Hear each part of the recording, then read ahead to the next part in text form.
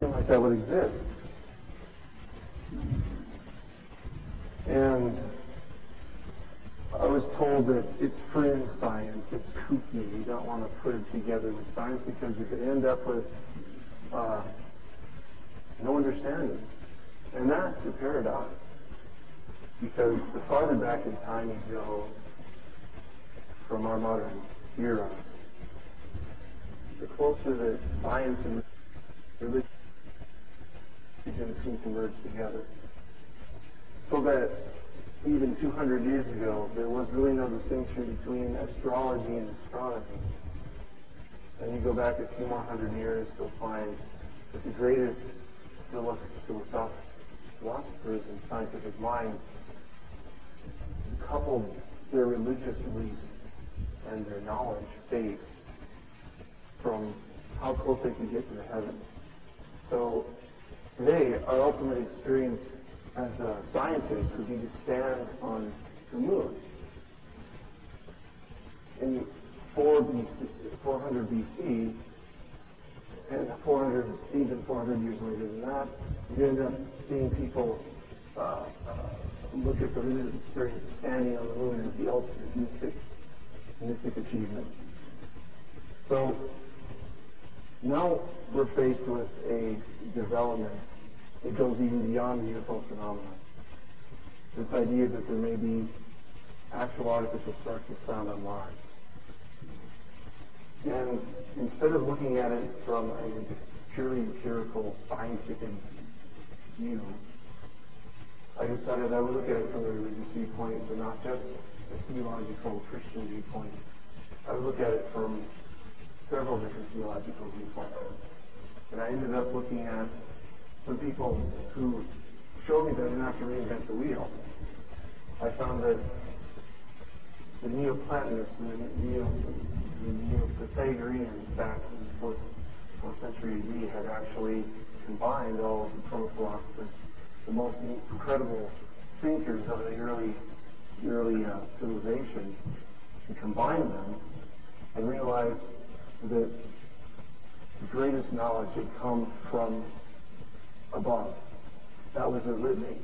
Everything had already been thought up in heaven according to them, and then propagated downward by entities with actual personalities. And this really took a huge explosion after, in the Library of Alexandria, they added the Septuagint, the translation of the ancient Hebrew scriptures into Greek. And the Hellenistic Empire was able to connect with that. They started repeating the patterns in heaven, pulling them down to earth in a thing called theurgy, which is just akin to metallurgy, molding themselves to the forces outside that were, to them, God, fiat. I'm a Christian, so when I looked at that, I immediately recognized that they're not dealing with the God Almighty. They're dealing with an echelon underneath Him. And their moral alignment is not with God at all. And the more I looked at it, the more it pointed to two distinct places. It pointed to Genesis 3. It pointed to the first encounter of a human being with an angelic being. And then it pointed to Mars. And I can explain this best with pictures.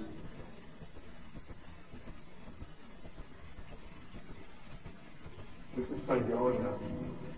It's a frame taken in 1976 by the Viking 1 probe.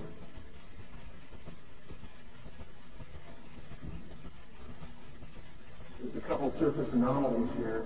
The most famous is right here. Anthropomorphic face. When this first came out, even the people in NASA and JPL had a hard time dealing with it because they thought it was just an artifact, a photographic artifact, something that you would see with just a church of light and shadow. And They were pretty wide in their dismissal of this because there's more to the picture than just the face. Over to the right, you see a wall on a blast crater with detritus moving out from the exterior, and that's anomalous because if this thing was intact at the time of the impact of the crater, which broke loose all this detritus, and now we actually know that there's probably ice frozen under the dust there, it would have left a blast shadow here, which doesn't exist. There's also a geometric alignment between this wall and the interesting tetrahedral mound you see on this crater, which also shouldn't be there because geomorphically it doesn't make sense to have it. And it's just like that on a crater that's created by impact.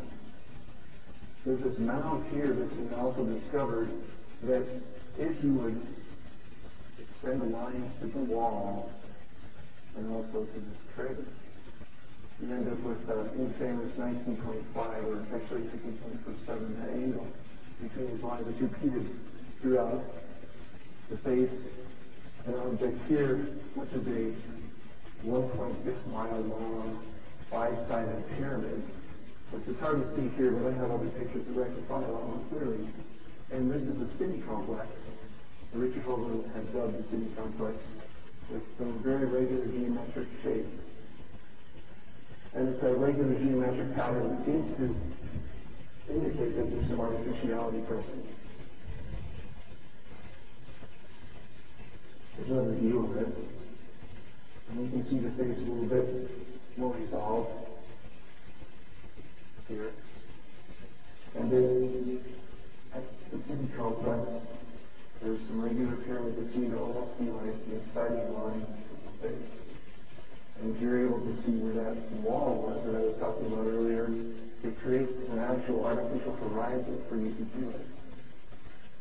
And this is actually oriented, or was oriented at one time at east-west fashion, so that if this had some function as a residence for who knows who, they could have actually viewed the sun moving across this area, almost like a solstice marker. I remember seeing this picture when I was in Safeway. It was in the Inquirer. First time I ever encountered it. And I have an inquiring mind, so I was intrigued. And I realized that there was more to it because happily they included the information that there was other geometric structures nearby. And that piqued my interest because repeating geometric patterns are the signs of intelligence. You can't just have one face anomaly like this and say, oh, that's evidence of an artificial life form on Mars.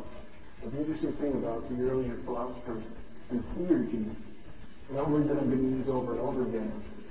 They look at the past and then their present age and then the future in the same way. Within that framework is the idea that they're always pulling down the influence of beings, of angelic forces that dictate what they're going to do, that pattern what they're going to accomplish in life. They would look at this achievement of our imaging this close up to Mars as the greatest theurgic triumph. This is a map of Giovanni Schiaparelli from 1877. He wasn't the first person to actually map Mars, but his surface feature names are the ones that are most intact today. One of the reasons is because at his age, the telescopes were advanced enough to resolve the surface features, and he had the fortune of being alive during the time of one of the closest passes of Mars to the Earth, where you could actually see the surface features well enough to be able to name them. The zero meridian is incredibly important in this theurgic scenario, this heaven-earth alignment. that the early philosophers understood.